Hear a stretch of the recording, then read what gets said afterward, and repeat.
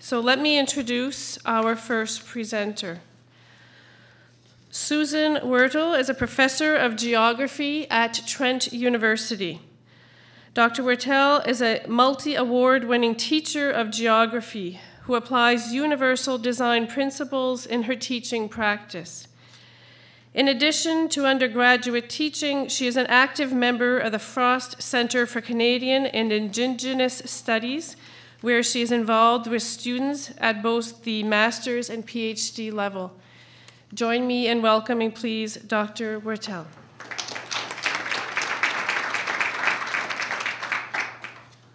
Thank you very much. Good evening, everybody. Tomorrow, I'm going to speak about the specifics of my own teaching practice, and so this evening I'm going to speak at a more general or higher altitude perspective. I'm sure many instructors in Ontario employ universal design in their classrooms, but I'd have to report from my own particular campus that in spite of this, the face of UDL is largely still unseen on my campus. There was a push in the early 2000s to explore the possibilities, and over the next 10 years in Ontario, many universities incorporated UDL into the mandates of their instructional centers, their student accessibility service centers, etc. At my own university, though, the financial pressures experienced over the last 6 or 7 years have all but erased the progress that was made in the early 2000s. Support for our instructional center, supports for faculty training, even supports for teaching as a whole have been severely eroded. When resources were scarce, these supports were among the first to go. And where UDL is still found, it's present at an individual level rather than at an institutional level. I'm going to speak to some good news on this front, some recent good news on this front on my own campus, but first I want to step back, as I said, and add to the higher order analysis of this problem for our discussions tonight. As anyone who's been involved in implementing UDL knows, it's a time-intensive exercise to get it up and running, and it depends, in my experience, on a system-wide valuing of teaching as a central enterprise. What do I mean when I say a system-wide valuing? Well, everything from tenure and promotion, merit awards, to departmental resources and staffing decisions, and the existence of a high-level appreciation of teaching on the part of one's peers and on the part of one's university administration. These all, to my mind, form a part of the culture of respect for teaching, which in my experience has to exist if UDL is to find fertile ground on any campus. The devaluing of teaching that I've witnessed over the last 7, 8, 9 years is just one side of the challenge that I think is facing us. Another challenge that I think we ought to all be aware of, again, speaking at this very, very high level, and I will come back to some more optimistic comments in a moment, but another challenge that I think is looming on this horizon is the erosion of the full-time professoriate. The shift towards contract academic staff has left many university faculty with little in the way of a permanent connection to the universities that they teach in. In Ontario, contract academic staff, who at many universities now teach between 40% and 50% of the courses on offer, often refer to themselves as Rhodes Scholars because they cobble together full-time work through contracts at 2 or 3 different universities and often spend as much time on the 401 as they do in their classrooms and on any one particular campus. For these faculty, most of whom I want to be absolutely clear are excellent teachers, learning about UDL and accessing the university's resources for developing UDL principles in their classes is extremely difficult. And it also bears a high personal cost in terms of the time that it takes and offers very limited rewards in the context of the kinds of rewards that someone teaching in that particular environment requires. Also difficult is the encouragement of innovation, as it generally requires that all faculty be exposed to an institutional culture that not only values, but insists on teaching excellence. It's not that teaching excellence is that difficult to achieve for contract academic staff, but it's the cultural inclusion that they require in order for it to be prioritized and privileged in their environments. Finally, in terms of news from central Canada, in Ontario, we're on the brink of what appears to be a system-wide differentiation process, whereby some universities will be designated as and funded as primarily undergraduate institutions, in other words, teaching-focused, while others will be designated and funding to be research-oriented. It remains to be seen what impact this will have on the priority that innovative teaching is given. What I can tell you, though, is that the system is experiencing a high degree, a high level of anxiety at the moment about those future directions and where it will leave those who prioritize excellence in teaching. Now, as promised, I will end with some good news for my campus, or some optimistic news for my campus, because at heart, I do remain, in spite of everything I do and the context within which I work, I remain an eternal optimist. Concerns, and here's the sort of ironic part, but concerns over recruitment and retention that I know are certainly shared on Eastern campuses are driving renewed interest and indeed finally renewed investment in teaching innovation. Last week at Trent, we had the official opening of a new teaching and learning center headed for the first time by a tenured faculty member with significant resources and a very strong mandate to change the culture of our university. In addition, new promotion standards to encourage both service and teaching, to encourage that both service and teaching be given more attention in order to redress what has really been a decade-long imbalance in terms of the valuing of teaching and research, also form part of the sort of reasons that some of us are shifting into a more optimistic mode. You're going to have to invite me back to New Brunswick, though, to find out whether these efforts will be successful and whether Ontario weathers the differentiation that's coming down the pipe. But our experiences at Trent demonstrate, and I think serve as a cautionary tale for how quickly a culture shift can occur and how important it is to remain vigilant in our promotion of excellent, inclusive, and innovative teaching. But as I said, I'm happy to report on a glimmer of light at the end of what has been a long and dark tunnel for the last few years. Thank you.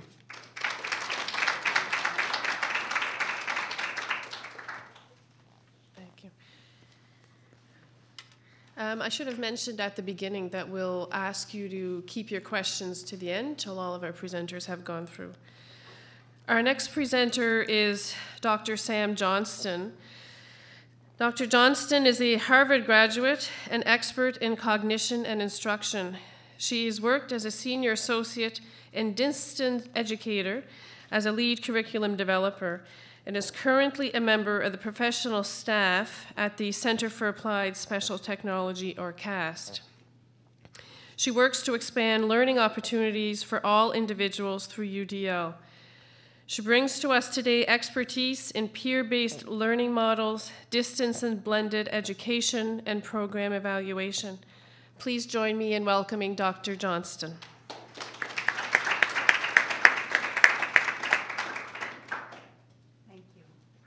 So I wanted to, one, just say thank you very much to the University of New Brunswick for having us here. When I was at the Graduate School of Education at Harvard, I went to school with someone who was also there doing her doctoral degree and was actually a Rhodes Scholar, but I can tell you she wore her UNB sweatshirt around absolutely everywhere. That was the university she was proudest of attending, and I absolutely understand why. So it's very nice to be here today. We are at CAST doing a lot of work right now, both at the project level and also sort of in terms of institutional development, to try and work to really help integrate UDL into higher education and also in workforce development.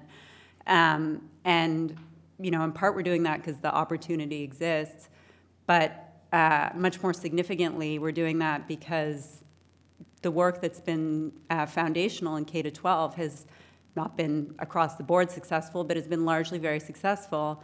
And there now are large groups of students that need a differently designed higher education experience. And rightly, they're not just pushing down the doors of access, they're pushing down the doors of completion, of integration into the workforce.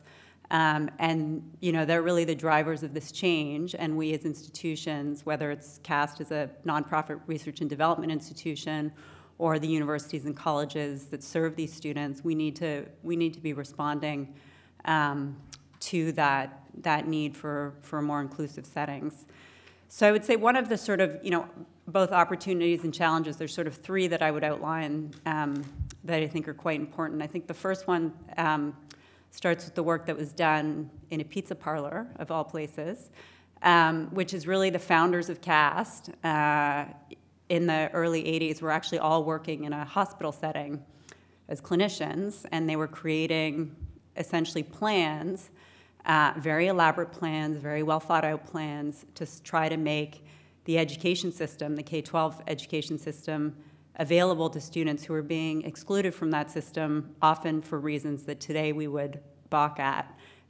Students who didn't have the physical means to hold a book, and so it was assumed they couldn't learn in schools. It's a proposition today we would really question. So they were all clinicians in this hospital. They were building these plans for students and finding they were falling by the wayside in schools because schools were not equipped to implement these things. So they really started to move towards saying it's the curriculum that's broken, not the kids. Let's work on fixing the curriculum. So the work that was done kind of in the 80s and beyond, and the sort of two foundational premises of UDL, the first really being what we sort of like to call the futures and the margins, is the concept that innovations that are designed for those that are the least well served by current systems end up being the ones that are sort of diagnostic about what's not working in the system.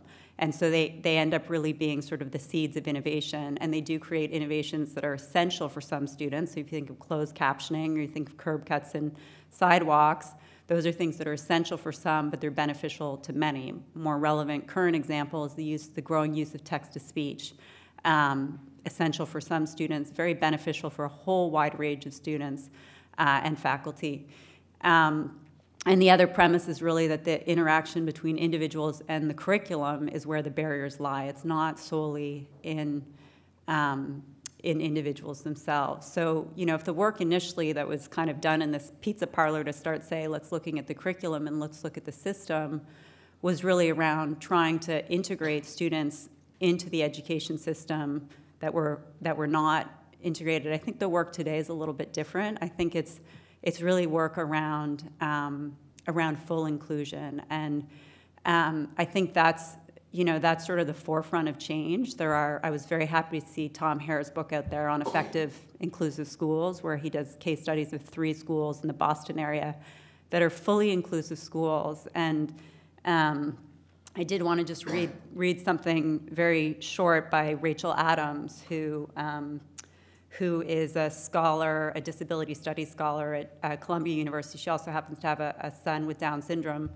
and he's actually in an inclusive school. So she wrote this about inclusion and reflection on her son's school. You can see it in the Huffington Post. She wrote it about a month ago. But she said, a genuinely inclusive environment must offer a flexible curriculum that maintains standards while giving everyone opportunities to participate and accommodating the varied needs of different learners in the class.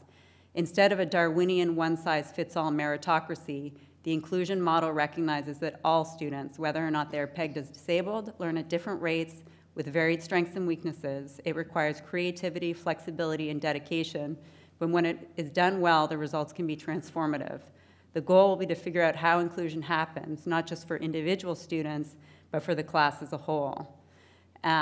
So, what that says to me is I think the work around UDL is not really anymore around individual students that are at the margins. It's really around figuring out how do we think about the class as a whole and think about an inclusion environment, how do we think about the work that needs to be done around reciprocity? So we're not seeing students with disabilities as sort of the weak link that needs to be brought up to the level that everyone else at, but how do we sort of start looking at their unique strengths and weaknesses and starting to understand those in the context of a classroom that functions? And I think that'll require a lot of changes, including changes in the way we assess, which I'm really very interested in, but not always assessing at the individual level. Like, how can we actually assess at the level of the group? What's the healthiness of the classroom as a whole as opposed to individual learners? The other sort of very significant thing, that's sort of a shift from kind of a dream of inclusion to actually being able to really work on the practices of inclusion, because they are happening in pockets in K-12 very well. How do we sort of think about what the work is around genuine inclusion? The second area, and I think it's a strength and weakness of the guidelines and CAST, and the guidelines are the UDL guidelines are based on about 800 peer-reviewed articles focusing on, what are some parameters or benchmarks around how we might go about implementing the 3 principles of UDL.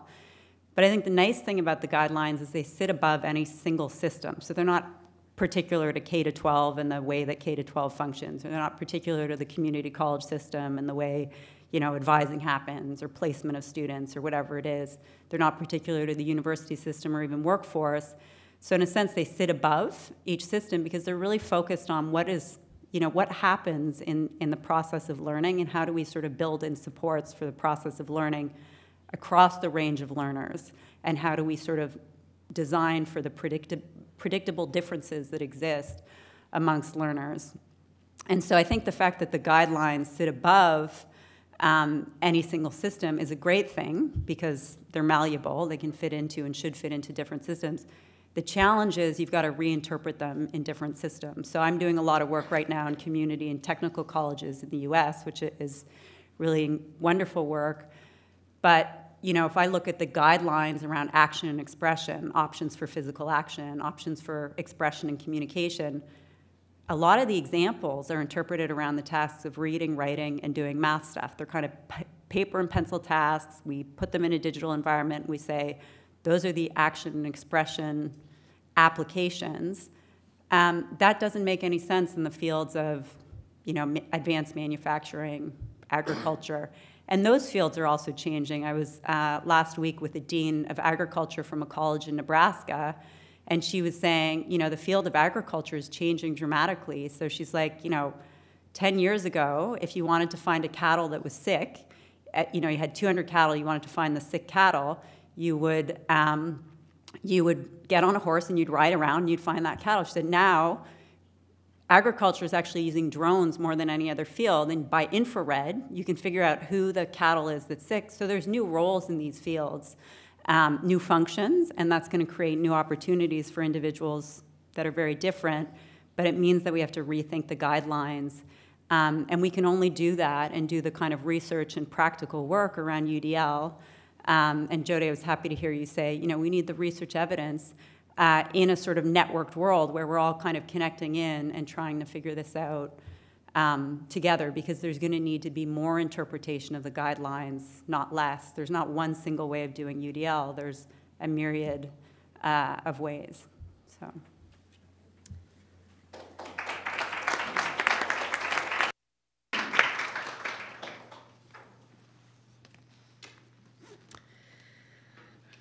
Our next panel expert is Frederic Fovet. He is the director of the Office of Students with Disabilities at McGill University. Frederic has a combined background in law and an academic research interest in social, emotional, and behavioral difficulties. Before his appointment to McGill, he was a special ed teacher and the principal of a residential school for adolescents with learning disabilities and behavioral difficulties. As the head of the OSD at McGill, Frederic has instigated a radical and campus-wide drive for UDL implementation. Please join me in welcoming Frederic. Can I put anything to this? We just, no?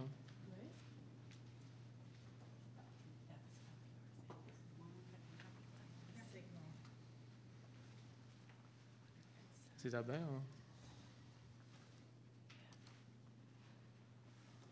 No? It was up before. I don't know whether...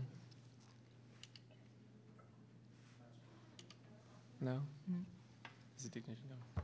Oh, great.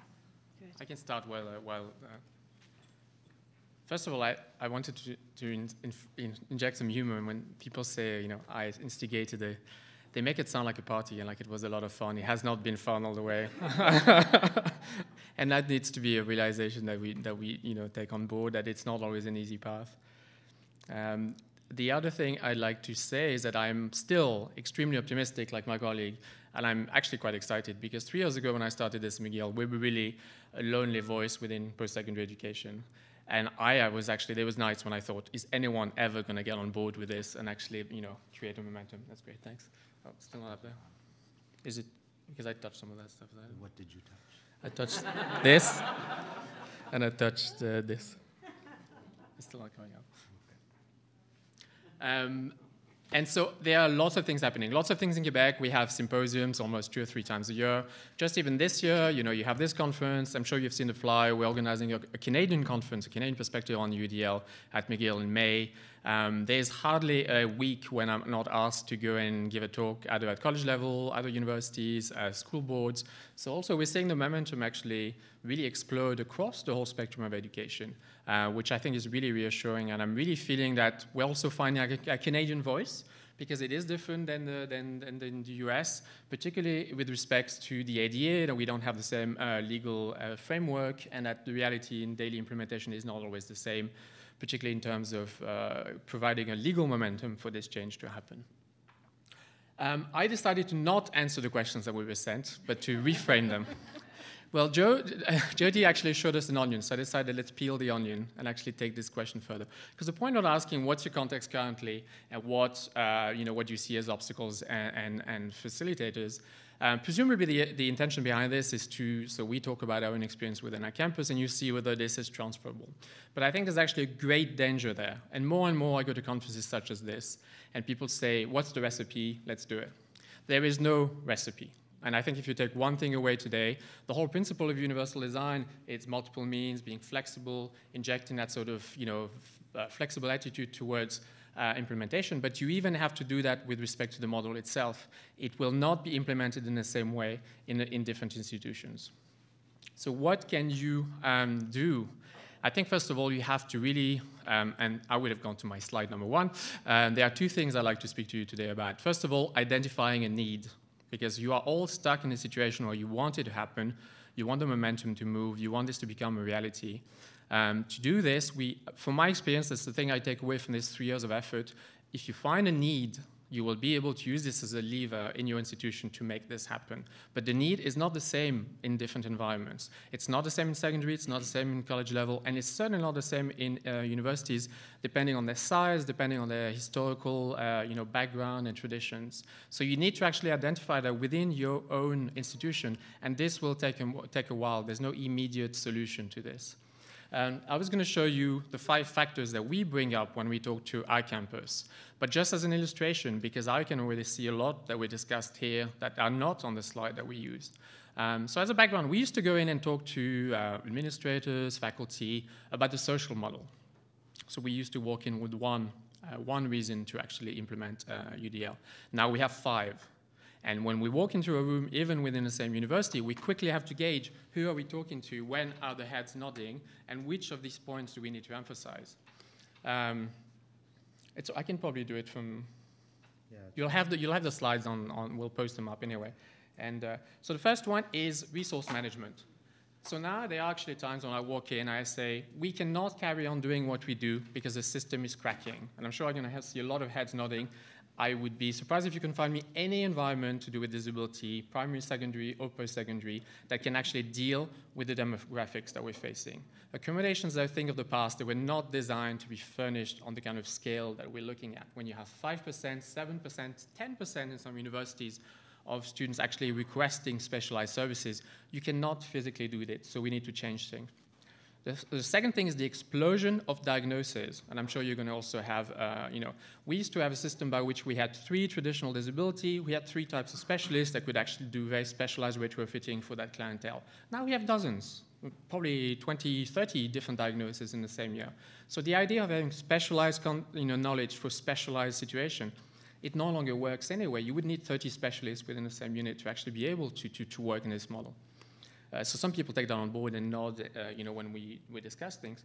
The third one is sustainability, and interestingly, we've been really successful at McGill. We fit, framing universal design within sustainability and working with our Office of Sustainability and talking about social justice in terms of sustainability, including our UDL objectives within the sustainability plan of McGill, and talking about sustainable teaching practices. I encourage you to take that one, take it home, because people really like that, sustainable teaching practices. You just sow the seed and then people do their own reflection with this.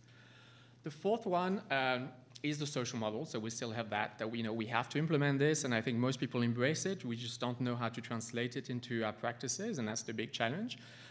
But teachers don't always buy into that. Administration don't always buy into that. So we keep these ones for our equity office and First Nations. But some other partners do buy into that. And the last one, of course, for us, the fifth pillar of why this needs to happen now, is the expectations of students for an inclusive setting. And they are more and more eloquent, they are more verbal. We are actually launching a workshop this semester, which is how to discuss inclusion with your professor. We're telling them which words are appropriate and how to frame their request. We're not questioning that they have to say those things. We're just saying we're going to help you verbalize in a way that's not going to shock your instructors, that you can actually make this dialogue worthwhile. So those, for us, are the 5 pillars that really have showed the need. And we've been able to start from the top and actually get people to say, this is a framework that answers those 5 needs, those 5 large changes in the landscape. But there are other reasons. So we have colleagues here from Dawson College, which is a cégep in Quebec. And there you will see that it's teachers who are faced with a need that certain pedagogical practice, particularly in second language learning, were no longer working. They weren't reaching their student population. So they needed to somehow find a system pedagogically which was going to do that. And they worked from the bottom up through modeling and best practices community from teachers. You will find other environments where it could be Indigenous and First Nations issue that brings it about. It could be international students in a university that has many international students, and this is why pedagogy needs to be looked at again. So I think there is no one recipe, and also it's not going to be overnight. So just accept the fact it's going to be a reflective process. You will need to identify that need, and then you'll be able to use that need as a lever within your university to make this happen. And this may require you also creating allegiances. I think we've got to get out of the silo mentality as well, where we think UDL is a disability thing. Well, no, it's also a social justice thing. It's also really popular with diversity offices. So let's create this momentum and actually share this dialogue, because it is they're attracted by it, we're attracted by it, and it serves all students. So that's that for the need and the lever about making it happen. The second thing is the management of change. And I spoke about this a little bit this afternoon when I was talking about disability service providers. But I think when you implement UDL, it is a huge process of management of change for a university. You basically, sometimes I work into a workshop and I'll be with instructors and they say, so are you asking me something small? And I laugh and say, no, I'm asking something major. I'm asking you to rethink pedagogy. Isn't that a huge job? And then you actually get a laugh and they say, right, okay, let's do it. It is the essential question. This is why we're here for, but this is discussed in an interactive, pedagogy conference, educational technology conferences. Everyone actually is coming to the same point. Pedagogy as it is now no longer works. So how can we reframe it to actually serve the users and the learners? And that process is going to be monumental.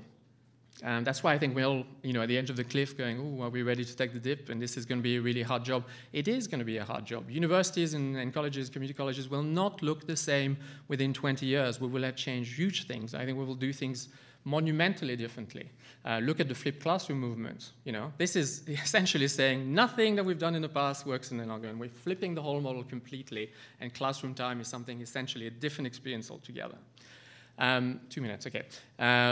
All I'm saying is that whether it's you as a disability service provider, which is nurturing that process of change, or whether you collaborate with other administrators in supporting that process of change, Process of change is extremely complicated and requires you to be proactive, to analyze the resistance, which can be at all different levels, to be proactive about finding facilitators that will reduce those resistance.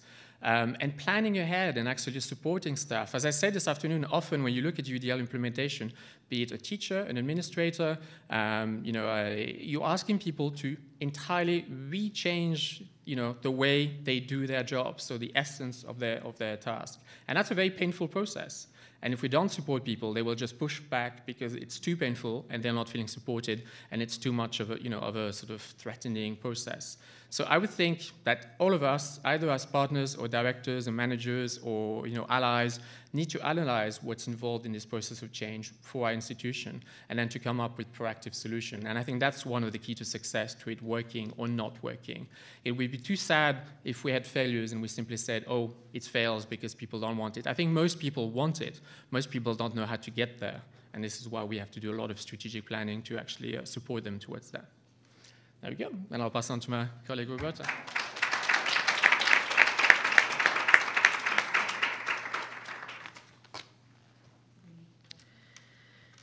Our next speaker is Roberta Thomson, who is the project coordinator for the UDL Faculty Toolkit and a course instructor at McGill University and LaSalle College. Roberta is a strong believer in the power of assistive technology to transform lives and educational environments, as well as an advocate for UDL. She was the project coordinator for the Chantier 3 grant from MERSRT, a collaborative endeavor with 5 post-secondary Montreal area institutions, which resulted in the creation of an online toolkit for faculty on UDL. Please join me in welcoming Roberta. Thank you. Thanks very much. I'll just thank you for the opportunity to be here as part of the panel. I'll just mention that the toolkit is still about 2 years away. We're just the first year of the project is just about completed. So I'm just going to speak a little bit from the perspective of a course instructor, just slightly, and I appreciate your comments about course instructors and the milieu that they're dealing with in post-secondary institutions these days, and as well as the project coordinator for the UDL Faculty Toolkit, of which Frederic is a part of, and we have a couple of members up here in the audience who are part of the different CEGEPs that are part of the project. I just wanted to start by saying that the awareness of UDL is growing amongst our CEGEPs and universities in Montreal. And part of what I've been doing is doing interviews with faculty, and I've had, I could say, the opportunity and privilege in a way of, I've interviewed 62 faculty at this point in the 5 different places across many different departments, and I'm learning, some of you have heard me say some of these things earlier today, but I'm learning quite a bit about what they perceive as being facilitators and stressors in trying to do UDL or in doing UDL. Some are implementing UDL and doing that consciously. Others are doing it without having, strong conscious awareness. But some of the stressors that have come up, and I think some of the primary ones are that many instructors are saying that they've had no pedagogical training before starting to teach at the CEGEP level or at university, and that they don't know how to really respond to diversity. How do they do this? And they've been saying that they need more pedagogical, training, more understanding of universal design for learning, and as well, one person in an interview who's also an instructor and is also part of this project, but at one of the colleges was saying that the reflection process that goes on for instructors after they have been teaching or taught a class or taught a course is really crucial.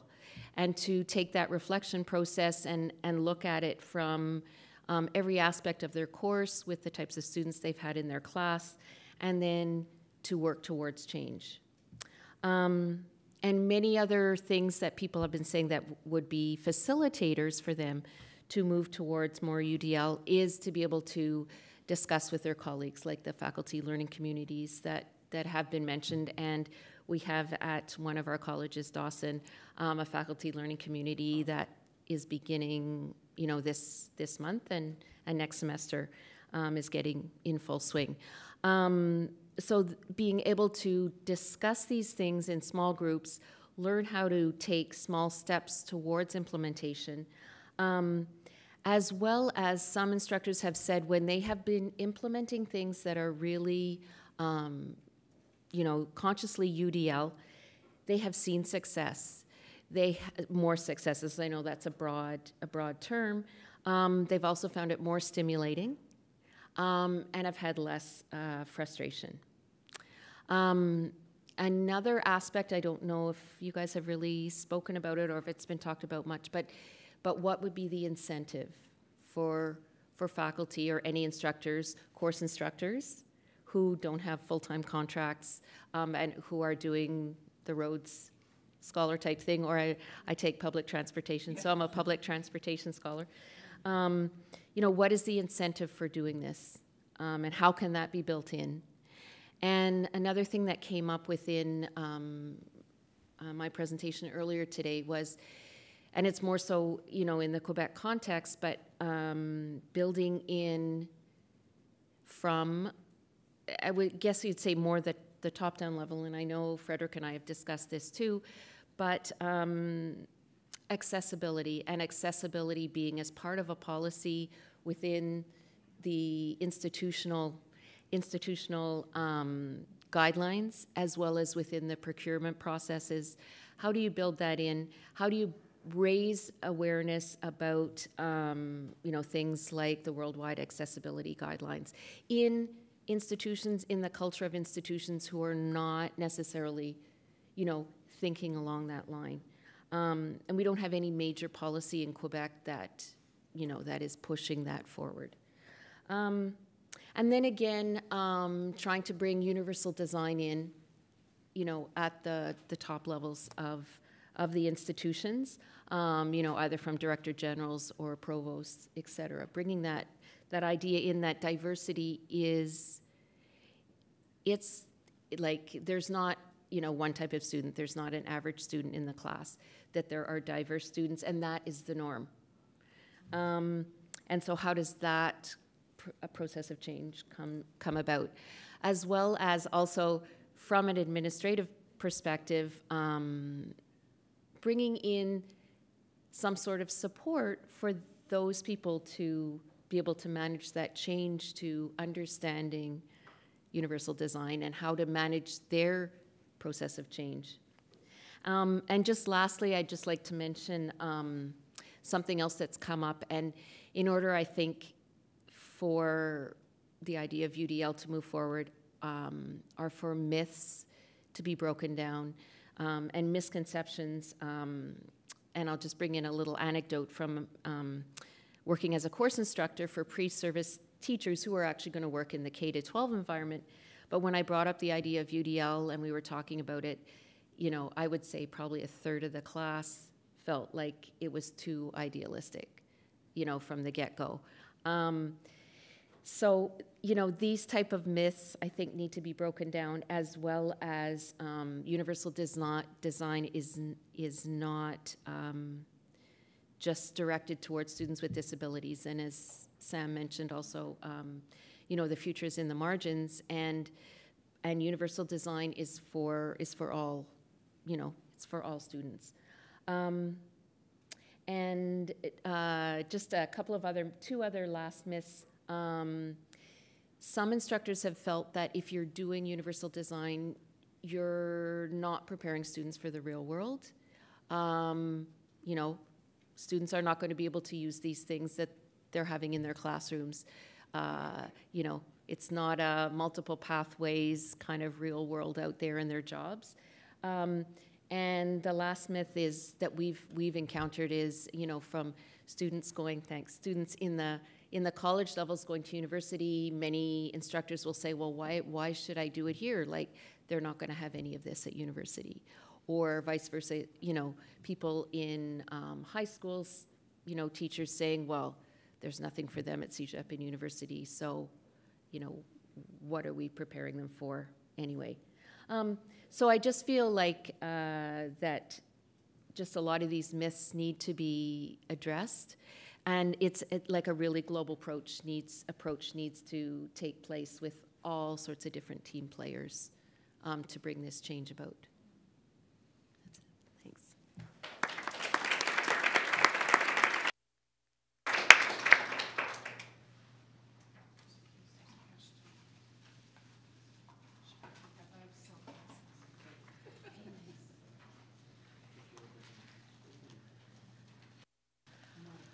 So we'll open the floor now to questions. And how much time do we have, Ken, for questions? We have about 20 minutes for questions. So I'll ask you to come to one of the microphones so that we can get the translation. We have a question.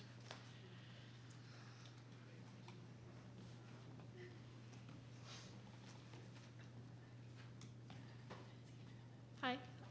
I'm just curious about your opinion on block-style learning in the university setting and whether or not it has any merit for replacing the traditional 5-course course load that we deal with on a regular basis now. Did you want someone in particular to answer your question? Or, No. okay. Would someone like to? Explain what block-style learning is for those of us who don't know. Block-style learning is a very intensive style of learning. It replaces a traditional course that's held over 13 weeks, and it's held from 8-hour blocks over a period of 18 to 20 days, and you end up with actually over 40 hours of course time, as opposed to the traditional 36.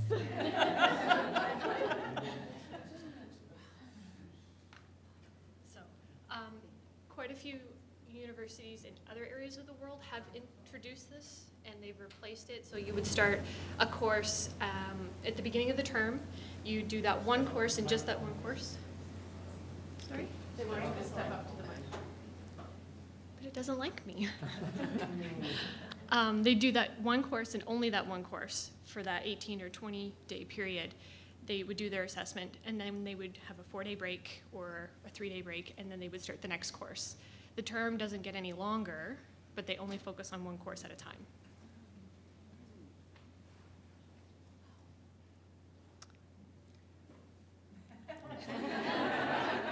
I have one question. Is it compulsory or is it an option? Both. Okay, that's important. I can speak to it a little bit.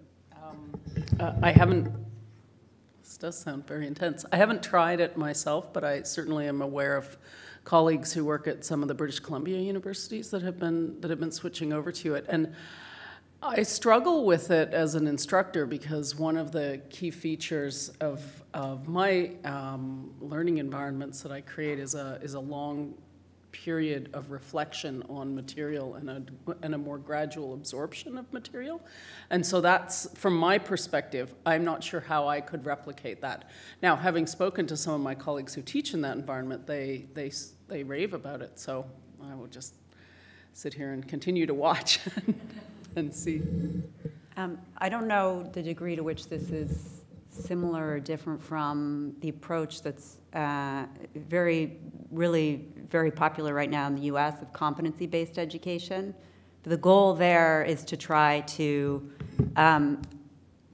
accelerate time to completion in higher ed and try to get more fine-grained around what people's competencies are, evaluate some competencies.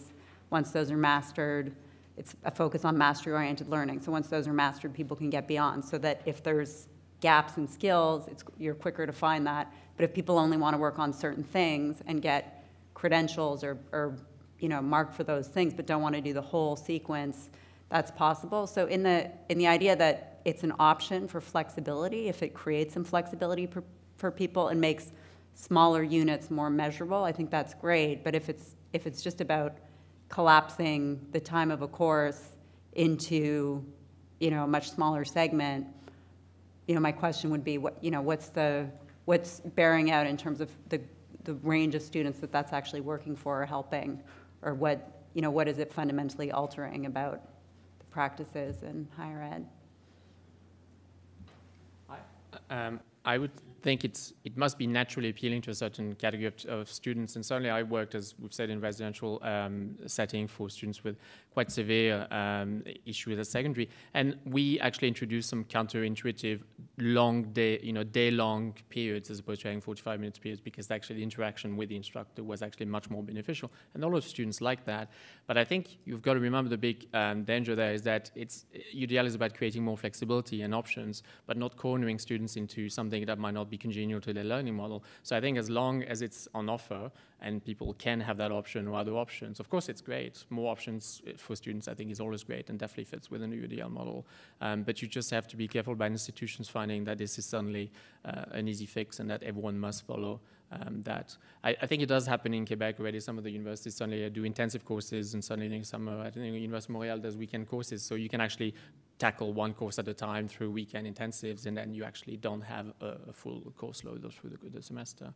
But again, I think as long as it's an option, then yes, of course, it creates variety in approaches and might fit the learning style of certain students who may be able to complete because they've had that. And again, I think it's interesting because it tackles the issue that UDL is not just for students with disabilities. There may be a lot of non-traditional students who want to do this for family reasons, financial reasons, all sorts of other reasons. Thank you.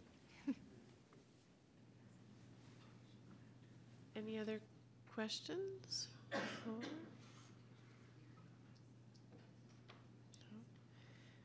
We, in the process of getting ready for this panel discussion, we asked faculty at all of our campus to submit questions to us that if they couldn't be here, what would they ask our experts? So I'll go to that list of questions. And one of the questions, part comment, part question, it says that the very popular TED Talks are just lectures and don't on the surface appear to implement any UDL. Doesn't that prove that UDL isn't necessary because of the popularity of these being in a lecture style? It's faculty questions. Yeah.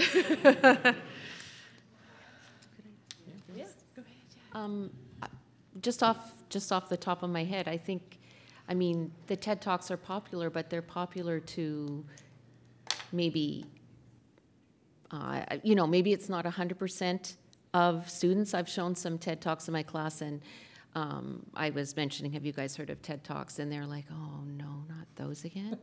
They're so boring. That's what some students were saying to me. But I think that they would appeal to certain learners, and maybe they're kind of a fad right now. So I think they're quite popular because they're bringing in, you know, it's other speakers who are very, you know, they're very passionate about what they're talking about. So it maybe pulls people in with their passion. But I think they're appealing to maybe, you know, a certain number of the students, but maybe not all. So that'd just be my first opinion. I think it's also interesting to see that the way normally we access TED Talks is actually through internet browsing. So it's the idea again that flexible learning, that if students feel that they want that second reinforcement or have the information given in another way, and it no doubt is appealing to a lot of students with attention issues because it's concentrated, impactful, and also it's edited and cut in a way that usually is actually, you know, interesting to watch. But again, I think the danger is always to say one size fits all. So we're going back to an alternative model being that solution. No, it's yes, directive, you know, teaching and lecturing can still be a part of it while you provide other means of engaging the students. So I think there's nothing wrong in offering TED Talk, for example, as materials that the students can watch, or that you're offering every so often as complementary, you know, different way of engaging them within your class or your lecture, and varying the delivery model. Really, that's all we're really looking for. Again, you know, engaging all of the different learning styles of the students so that you are satisfying all of the diversity of learners within your class. Things. The first thing I would do, which I meant to do in my talk, was give a plug for a TED Talk. I watched it a couple weeks ago. I've sent it to everybody I know. Dan Habib's talk on inclusion, TED Talk on inclusion, Habib, H-A-B-I-B. His TED Talks on his son with cerebral palsy and the need for inclusion. It really is excellent. So I like TED Talks. I would say a couple things about that question. The first is that by virtue of the fact that TED Talks are on the internet and they're relatively well managed, they're using multiple media, so they do hit on the UDL multiple means of representation pretty well. Captioning, the capacity for transcripts, all those things. That's often different than a lecture. Now, some universities and colleges will have policies where they're going to caption their lectures and they're going to do the things that are important or they're available for review later, but not all. So I think lectures in and of themselves without thought to multiple means of representation are never going to work for all students. They may work for some. The other thing I would say is the research on massively open online courses. The retention rates right now on massively open online courses are pretty terrible. And largely it's because they're basically lectures put up on video, and these are, the most world-renowned professors. And when massively open online courses just are basically lectures that are put online, the retention rates are incredibly low. So, it's sort of a parallel body of research. Do we have any questions before I go on to the next one? No? Okay. The other question was, could you give us examples of how you've seen UDL applied to field work or hands-on courses?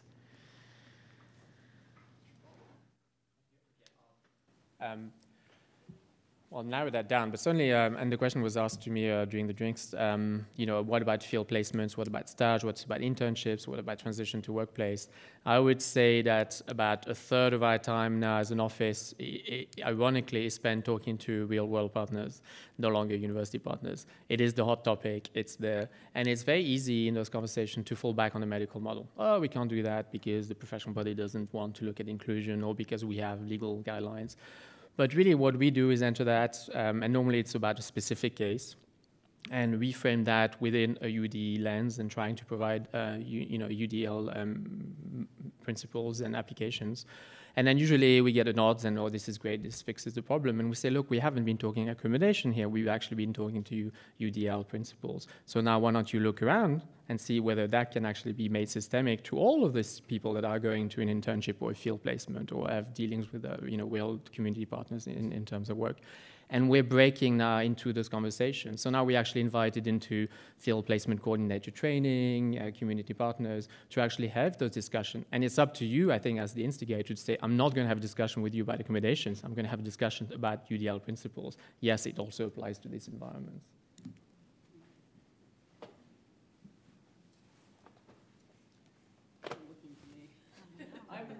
I'm going to speak to some of this tomorrow in my talk. So, but I do, as a geographer, incorporate a lot of field-based learning into my courses, but it comes from a slightly different perspective. It's not sort of sending students wholesale out in terms of getting a placement type experience. So I think I'll speak to it tomorrow instead of. What time's your talk tomorrow? Yeah, 2:30 maybe? 2:30 tomorrow afternoon?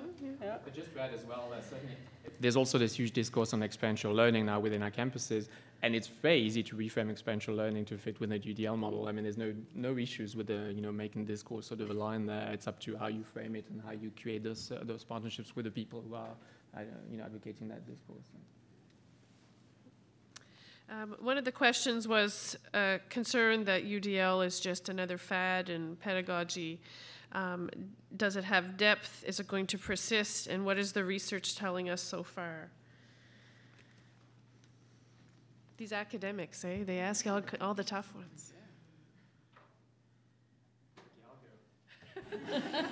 Well, I think you can, because I have discussions every day, so it's kind of, yeah. Well, but I think you can take it back to what I said to you before, is you don't necessarily even answer these things, you just ask them, is the system working? No, it's not working. Therefore, you have a need for change. So you want a long-term sustainable solution. This is a long-term sustainable solution. This is why we're selling it to you and pitching it to you. And it does work, and it's going to satisfy a lot of our obligations, legal obligations with disability, obligations toward international students, second language learners, non-traditional learners. So it's a good pitch, it's a good sale. And work on their frustration, like they know the system no longer works. So is it another fad? No, but it answers a need that is there. I may be an early adopter in this, but I've been doing UDL or some version of it since 2001. So I don't think it's a passing fad. It's certainly changed along the way, but if anything, it's just expanded to incorporate more diversity of approaches. So yeah, I wouldn't call it a fad by any stretch. And we have a question. My question is sort of about the philosophical shift that might be needed, because in my institution, I continuously hear discussions about UDL framed from a deficit model. And I just think that that's just the whole wrong starting point. And it actually doesn't matter what student population we're talking about. It might be our international students. It might be our mature students. It might be students with print disabilities, and it's always approached from a deficit point of view. And they're not coming to our classrooms with perceived deficits. They don't view themselves that way. So I just think we need to make a shift, and I wonder if you have any suggestions for the right kind of language to use with our faculty colleagues and our administrators. Thank you. I would say one thing I think I tried to outline a little bit in my talk is I think there is some increasingly very good work being done around inclusion, as really looking at, well done, inclusion doesn't look at anybody in the classroom as being the student that has the deficits or whatever. Bill Henderson, who's one of the principals featured in that Effective Inclusive Schools, wrote a book on why being blind made me a better, more compassionate, more capable educator. I think well done inclusion, those stories are starting to surface more and more, and even in students who we think of as the biggest outliers.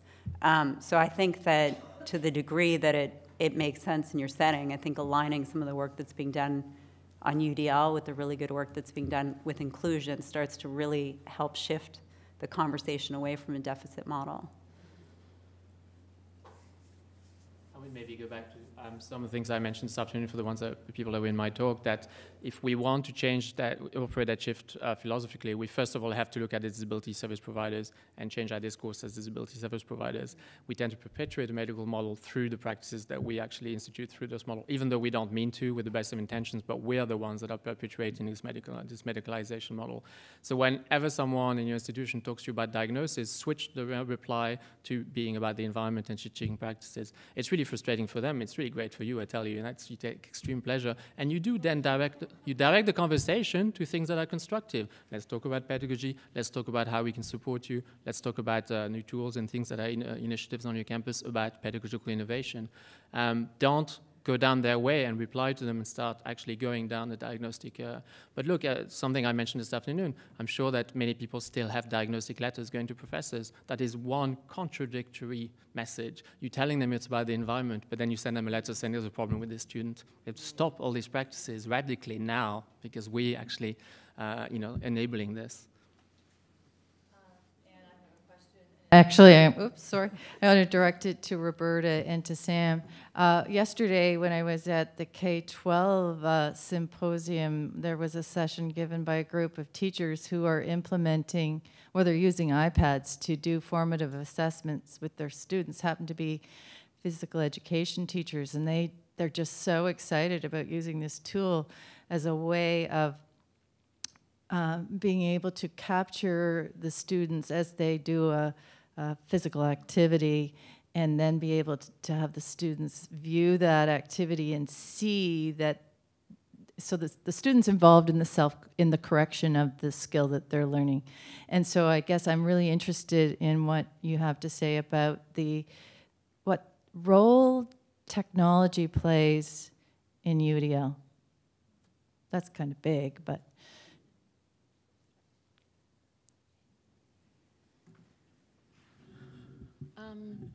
Well, I'll just mention something, briefly. Like people often think that, okay, UDL and technology, they're one and the same. Some people think that, like, you can't do UDL without technology, which is true. You can do UDL without technology, but technology is a vehicle that can drive is part of the vehicle that's moving the car forward, whether it be the classroom or the student. It's a medium. And again, I just, with technology, it's important that I think that it's not thought that, again, a one-size-fits-all works for the technology, that, okay, so, iPads are the greatest, latest, thing, so that's going to work, that's going to be our main tool. You have to look at what's specifically being used within it. And if that specific, either that specific tool or that specific software is breaking down barriers, and creating more access for all, for the learners. So maybe in this class, maybe this, I'm not exactly sure how they're using it, if every student gets to watch what they've been doing. So maybe for those learners, maybe for, I don't know, maybe not the majority, but maybe a large number, that's a good vehicle. But maybe others might need to be, they might watch that, but they might not get as much out of as somebody also then telling them or showing them. So just that would be my first thought. Yeah, thanks. And I guess I would just add, my doctoral advisor used to always say, like, in medicine, if we were using practices that were 30 years out of date, we would be up for malpractice suits. In education, somehow the world of work, the world of kids learning outside of school, the world of adults learning outside of school is completely embedded in technology, yet we do things. I was listening to some people last week who, in the Texas system in high school, everybody has graphing calculators. They come to college and there's a policy that those get taken away. Doesn't make an ounce of sense. There's no reason, there's no correlation between the graphing calculators and them actually knowing the processes of algebra or whatever it is they need to do. So I think we need to be able to have the same position in education, where if something is going to enhance teaching and learning, then we need to be able to advocate for it in the same way someone would in the field of medicine. I also agree with Roberta that you don't use technology for technology's sake. You have to think it through from its kind of pedagogical value. But I think the argument of not using it that still sometimes gets used, I think we have to sort of be willing to throw it out. Because it's not realistic for the world of work. At hospitals, doctors now, walk around with their devices all the time. That changes the need for rote memorization in a way that's pretty significant in terms of then how we assess people in medical education. So I think, having this debate about technology, I think, is important because it's going to impact all the practices of teaching and learning and assessment especially. I'll just add something. I think when you look at teacher motivation to embrace UDL, that IT plays a crucial role, because it's not essential to UDL implementation, but it certainly makes the job a lot easier. So it's an incentive, and it's only as if, a carrot to say, well, this will become easy because multiple means of engagement. If you have technology, that doesn't mean that you have to speak to every student within your period. You get this great way of getting feedback. So it's a great facilitator, but when you look at feedback from instructors, it's also usually the greatest fear of why they're not going to UDL, because they think they cannot do UDL without total mastery of the IT. And they actually think it's IT that's assistive technology that they have to use to actually be able to do UDL. So total misconception there. And then the other point I would add is that I think technology plays a great part in UDL, but that it has to be technology that's useful to the user, not useful necessarily to us. And that we need to do an ethnographic rethink about what's the best technology. And for us, again, as disability service providers, for years we've been giving people software that they don't use, or things that we think are useful, but they don't actually, they never actually use it. And we've started actually having our IT people, the first discussion they have is like, right, so what do you have? A mobile, an iPad? What's the tool you're using? What are you familiar with? What can we work with? And to actually have that sort of approach to teaching as well in UDL implementation. What's the technology you're using? What can we use to actually reach you and actually teach you? That brings us to an end.